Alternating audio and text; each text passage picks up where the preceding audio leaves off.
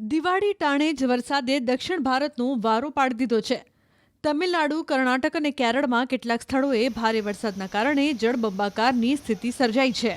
છેલ્લા 3 દિવસથી આ તમામ રાજ્યોમાં મેઘરાજા ઓળઘોળ બનીને વરસી રહ્યા છે.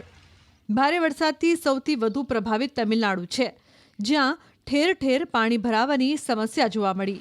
તમિલનાડુના થૂથુકુડીમાં સતત વરસાદથી પૂર જેવી સ્થિતિનું નિર્માણ થયું. આ ઉપરાંત ચેન્નઈના કેટલાક વિસ્તારમાં પણ પાણી ભરાવાની સમસ્યા જોવા મળી. રોડ રસ્તા પર પાણી ભરાવાના કારણે લોકોએ ઘરની બહાર નીકળવામાં પણ સમસ્યાનો સામનો કરવો પડ્યો. કેટલાક મીડિયા રિપોર્ટ્સ પ્રમાણે સોમવારે ચેન્નઈમાં ભારે વરસાદના કારણે એરપોર્ટના રનવે પર પાણી ભરાયું હતું. હવામાન વિભાગે હજુ પણ તમિલનાડુ અને કેરળમાં રેડ એલર્ટ જાહેર કર્યું છે. હાલ અરબ સાગરમાં ગુજરાતથી સેંકડો કિલોમીટર દૂર દક્ષિણમાં એક વેલમાર્ક લો પ્રેશર સક્રિય થયું છે. એવી જ રીતે બંગાળની ખાડીના દક્ષિણ ભાગમાં પણ વેલમાર્ક લો પ્રેશર સક્રિય થયું છે.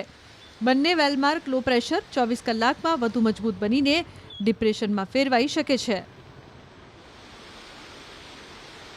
જેના કારણે તમિલનાડુ અને કેરળના કેટલાક ભાગોમાં વરસાદનું રેડ એલર્ટ જાહેર કરાયું છે. એટલે કે આ વિસ્તારોમાં એક જ દિવસમાં 8 ઇંચથી વધુ વરસાદ ખાબકી શકે છે. આ ઉપરાંત કર્ણાટક, આંધ્રપ્રદેશના કેટલાક ભાગોમાં ઓરેન્જ એલર્ટ અપાયું છે.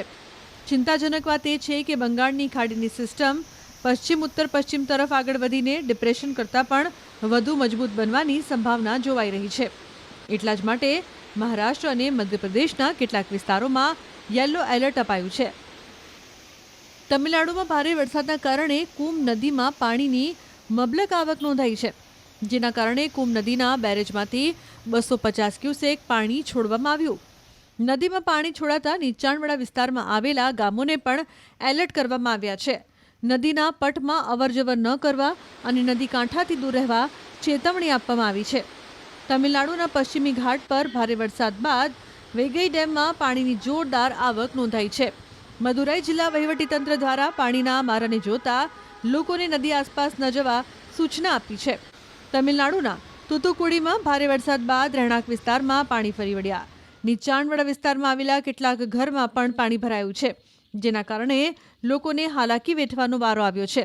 તમિલનાડુના રામેશ્વરમમાં પણ મેઘરાજાએ તોફાની બેટિંગ કરી, જેના કારણે ઠેર ઠેર પાણી ભરાવાની સમસ્યા ઊભી થઈ. નીચાણવાળા વિસ્તારોમાં આવેલા માર્ગો પર પાણી ભરાવાના કારણે વાહન ચાલકો તથા રાહદારીઓ મુશ્કેલીમાં મુકાયા. અનેક વાહનો પાણીમાં ફસાઈ જવાના કિસ્સા પણ જોવા મળ્યા. પાણી ભરાવાની સમસ્યાને લઈને સ્થાનિકોએ શહેરના તંત્ર સામે આક્રોશ ઠાલવ્યો.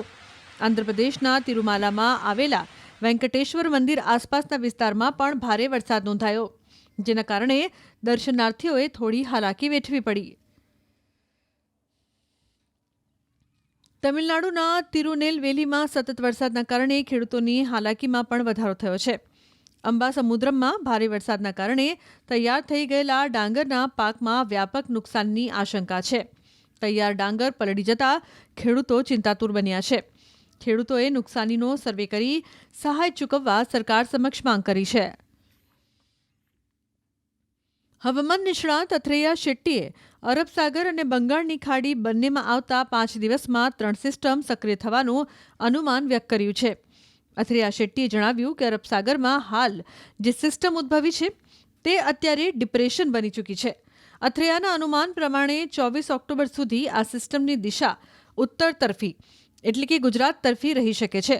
આ તરફ બંગાળની ખાડીમાં બનેલી સિસ્ટમ 23 ઓક્ટોબરે ડિપ્રેશન બનવાની સંભાવના વ્યક્ત કરાઈ છે. બાદમાં આ સિસ્ટમ દક્ષિણ ભારત પાર કરીને અરબ સાગરમાં પહોંચે એવું અથૈયાનું અનુમાન છે. અથૈયાના અનુમાન પ્રમાણે બંગાળની ખાડીમાં વધુ એક સિસ્ટમ 25 ઓક્ટોબરે બની શકે છે. 25 ઓક્ટોબરે બનનારી સિસ્ટમ 27 ઓક્ટોબર સુધીમાં વાવાઝોડું બને તેવું અનુમાન છે.